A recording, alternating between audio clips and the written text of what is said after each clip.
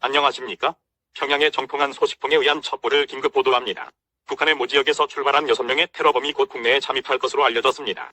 이들은 김정은의 지령에 의하여 모종의 대남 공작, 즉 테러 행위의 수행을 위해 무장한 상태로 난파될 것으로 예상되어서 당국을 긴장시키고 있습니다.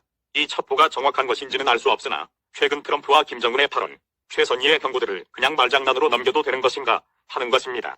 최근 북한과 미국 간에는 상호 협상 시한으로 제시한 연말이 다가옴에 따라 힘겨루기 양상의 갈등이 심화되고 있다는 것입니다. 북한은 11월 하순에 당 중앙위원회의 전체 회의를 소집하여 중대 결정을 할 뜻이 있음을 밝혔고, 미국도 북한에 대한 군사 옵션이 절회된 적이 없다는 등 북한에 대한 압박 수위를 높여가고 있는 중입니다.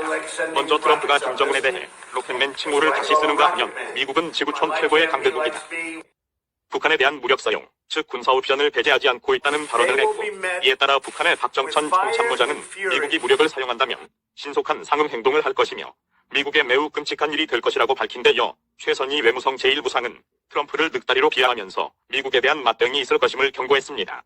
게다가 김정은은 얼마 전에 백두산에 올라가서 세상이 놀랄만한 웅대한 작전을 펼치겠다고 후원장담한 바 있습니다. 어느 쪽이든지 먼저 뺨만 때려주면 말장난 단계에서 직접 폭력 행사로 넘어가겠다는 뜻으로 보입니다. 12월 안에 무슨 일이 꼭 터질 것 같은 불길한 예감은 북미 간에 오고 가는 험악한 말투가 점점 도를 더해간다는 것과 다양한 형태의 사건이 물밑에서 전개되고 있는 조짐 때문입니다. 그렇다면 김정은의 세상이 놀랄만한 웅대한 작전이란 대체 어떤 형태일까요? 미태평양 함대의 잠수함이 막고 있어서 북한이 미국 본토에 타격을 입힐 만한 테러를 자행할 것으로는 보이지 않습니다. 첫 번째로는 북한이 동해의 최대 원거리까지 나가서 발사하는 잠수함 발사 탄도유도탄 SLBM의 발사 실험이나 태평양의 어느 섬에서의 소형 수소폭탄의 실험이 예상됩니다.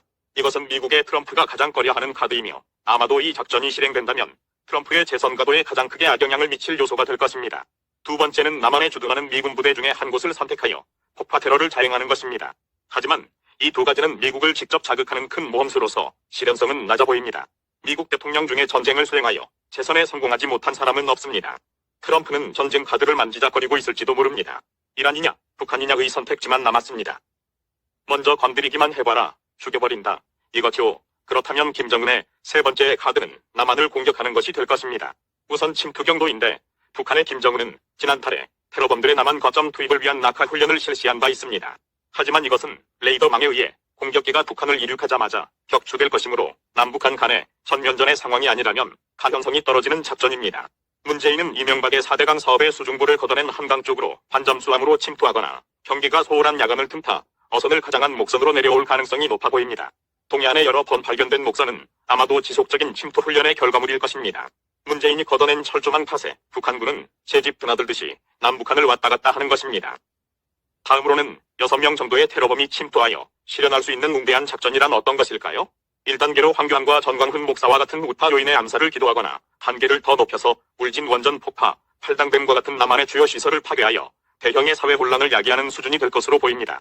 연말이 다가오는 것이 초시계가 똑딱거리며 긴장을 높이고 있는데 반하여 간첩정부는 관청과 국민에게 가포 비상경비령조차 발효하지 않고 있습니다. 문재인 하나 때문에 5천만이 개고생입니다.